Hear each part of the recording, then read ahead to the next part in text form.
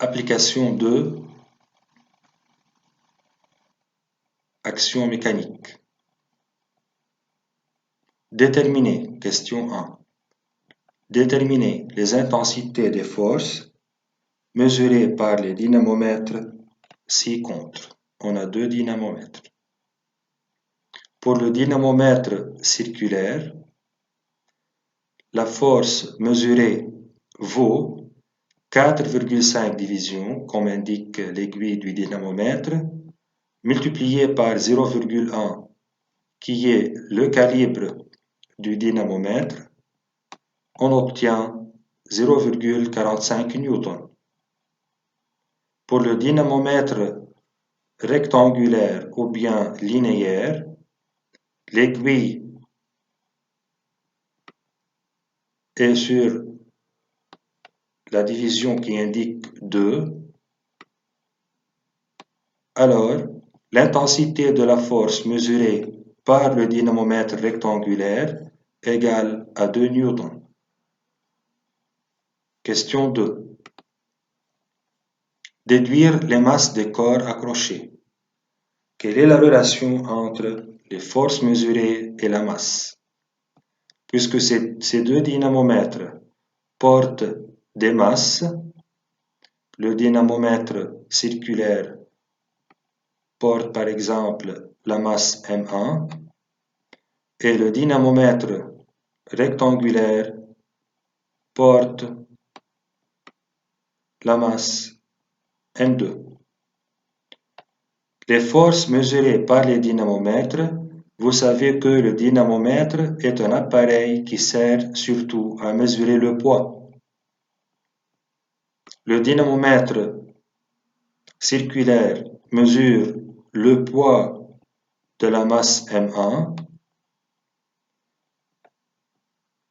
et le dynamomètre rectangulaire mesure le poids de la masse M2. Si la masse M1 est attirée par la Terre par le poids P1, c'est-à-dire la masse attire le dynamomètre par une force de traction notée par F1 de même intensité que P1.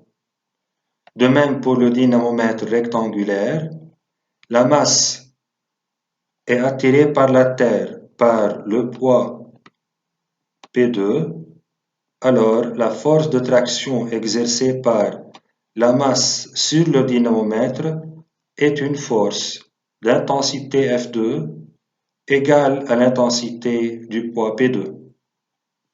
Alors la réponse, le dynamomètre mesure le poids d'un corps accroché, donc les forces F mesurées représentent le poids du corps et pour trouver la valeur du poids, on fait M qui est la masse multiplié par G qui est l'intensité de la pesanteur.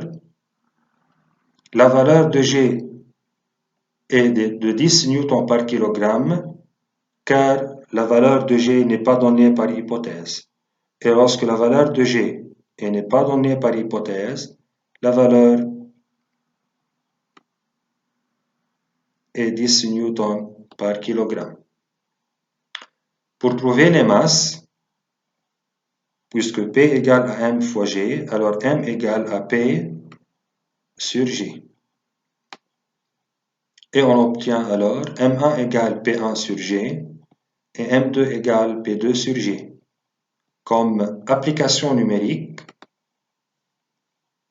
M1 égale 0,41 qui est la force F1 égale à P1 divisé par G qui est 10, 0,045 kg en grammes.